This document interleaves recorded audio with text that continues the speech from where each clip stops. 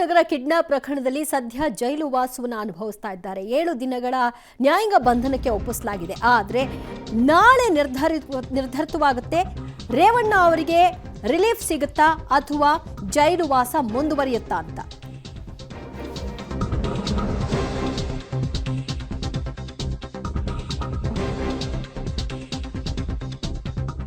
Kidnap ಕೇಸ್ನಲ್ಲಿ ರೇವಣ್ಣಗೆ 7 ದಿನ ಜೈಲು ಶಿಕ್ಷೆಯಾಗಿದೆ. ನಾಳೆ ಜಾಮೀನು ಸಿಕ್ಕರೆ ರೇವಣ್ಣ ಅವರು ಸೇಫ್ ಆಗ್ತಾರೆ. ಕಾರಣ ನಾಳೆ ಜಾಮೀನಿನ ಅರ್ಜಿಯನ್ನ ವಿಚಾರಣೆಗೆ ಕೈಗೆತ್ತಿಕೊಳ್ಳಲಾಗುತ್ತೆ. ನಾಳೆ ಜಾಮೀನು ಸಿಗದಿದ್ದಂತಹ ಪಕ್ಷದಲ್ಲಿ ಮೇ 14ರವರೆಗೂ ಕೂಡ ಅವರು ಜೈಲಿನಲ್ಲಿ ಶಿಕ್ಷೆಯನ್ನು ಅನುಭವಿಸಬೇಕಾಗುತ್ತೆ. ಜನಪ್ರತಿನಿಧಿಗಳ ಕೋರ್ಟ್ ಕೊಡುವಂತಹ ತೀರ್ಪು ಬಹಳ ಗಮನವನ್ನ ಸೆಳೀತಾ ಇದೆ. ನಾಳೆ ಅವರ ಭವಿಷ್ಯವನ್ನ ನಿರ್ಧಾರವನ್ನ ಮಾಡುತ್ತೆ. ಈ ಬಗ್ಗೆ ಮತ್ತಷ್ಟು ಮಾಹಿತಿ ಪಡೆಯೋಣ ನಮ್ಮ ಪ್ರತಿನಿಧಿ ನರಸಿಂಹಮೂರ್ತಿಯಿಂದ. ನರಸಿಂಹಮೂರ್ತಿ, ಇವತ್ತು ಅವರಿಗೆ ರಿಲೀಫ್ ಸಿಕ್ಕಿಲ್ಲ, ಆದ್ರೆ ನಾಳೆ ಏನು, ಎಷ್ಟೊತ್ತಿಗೆ ವಿಚಾರಣೆಯನ್ನ ಕೈಗೆತ್ತಿಕೊಳ್ಳಲಾಗುತ್ತೆ? ದಿವ್ಯಾ, ಇವತ್ತು ಕೋರ್ಟ್ನಲ್ಲಿ ಜನಪ್ರತಿನಿಧಿಗಳ ವಿಶೇಷ ನ್ಯಾಯಾಲಯದಲ್ಲಿ ಎಚ್.ಡಿ. ರೇವಣ್ಣ ಅವರ ಜಾಮೀನು ಅರ್ಜಿಯ ವಿಚಾರಣೆ ನಡೆದರೆ ACMM 17ರ ಕೋರ್ಟ್ನಲ್ಲಿ ಇವರನ್ನು ಹಾಜರುಪಡಿಸುವ ಕೆಲಸವನ್ನು ಮಾಡಲಾಯಿತು.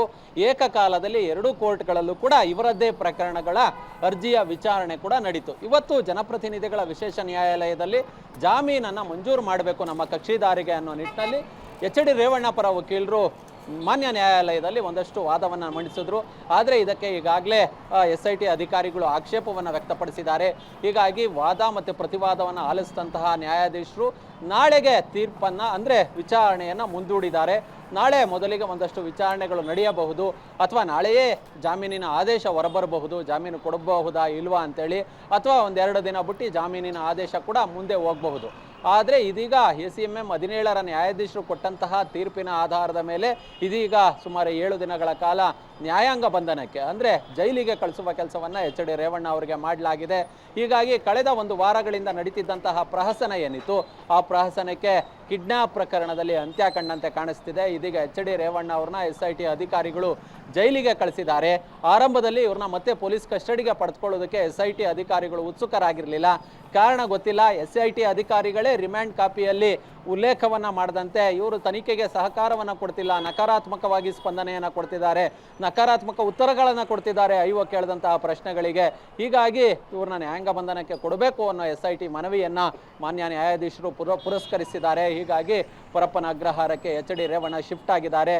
ನಾಳೆ ಜಾಮೀನು ಜನಪ್ರತಿನಿಧಿಗಳ ವಿಶೇಷ ನ್ಯಾಯಾಲಯದಲ್ಲಿ ಎಚ್.ಡಿ. ರೇವಣ್ಣ ಅವರಿಗೆ ಜಾಮೀನು ಏನಾದರೂ ಮಂಜೂರಾದರೆ ನಾಳೆ ಪರಪ್ಪನ ಅಗ್ರಹಾರದಿಂದ ಬಿಡುಗಡೆಯಾಗಬಹುದು. ಸಂಜೆ 7 ಗಂಟೆಯ ಒಳಗಾಗಿ ಜಾಮೀನಿನ ಆದೇಶದ ಪ್ರತಿಯನ್ನು ತೆಗೆದುಕೊಂಡು ಪರಪ್ಪನ ಅಗ್ರಹಾರ ಜೈಲಿಗೆ ತಲುಪಿಸಿದಂತಹ ಸಂದರ್ಭದಲ್ಲಿ ರೇವಣ್ಣ ಅವರು ಬಿಡುಗಡೆ ಆಗಬಹುದು. ನಾವು ಕೂಡ ಎಚ್.ಡಿ. ರೇವಣ್ಣ ಅವ್ರನ್ನ ಕೋರ್ಟ್ನಿಂದ ಫಾಲೋ ಮಾಡ್ಕೊಂಡು ಬಂದೋ ದಿವ್ಯಾ. ಇದೀಗ ನಾವು ಜೈಲಿನಿಂದ ಸುಮಾರು 2 ಕಿಲೋಮೀಟರ್ಗಳ ದೂರದಲ್ಲಿದ್ದೀವಿ. ಕಾರಣ ಜೈಲಿನ ಬಳಿ ಈಗಾಗಲೇ ಜಾಮರನ್ನು ಹಾಕಲಾಗಿದೆ. 4G ಮತ್ತು 5G 2 ಜಾಮರನ್ನು ಹಾಕಲಾಗಿದೆ. ನೆಟ್ವರ್ಕ್ ಸಿಗ್ತಿಲ್ಲ. ಹೀಗಾಗಿ ಕೈದಿಗಳು ಮೊಬೈಲನ್ನು ಬಳಸಬಾರ್ದು ಅನ್ನೋ ನಿಟ್ಟಿನಲ್ಲಿ ಅಲ್ಲಿ ಯಾವುದೇ ಮೊಬೈಲ್ಗಳ ಕರೆಗಳು ಸ್ವೀಕಾರವಾಗೋದಿಲ್ಲ, ಕರೆಯನ್ನು ಮಾಡೋದಕ್ಕೂ ಸಾಧ್ಯವಾಗೋದಿಲ್ಲ. ಹೀಗಾಗಿ ಸುಮಾರು 2 ಕಿಲೋಮೀಟರ್ ಮುಂದೆ ಬಂದು ಇದೀಗ ಲೈವನ್ನು ಕೊಡ್ತಿದ್ದೀವಿ.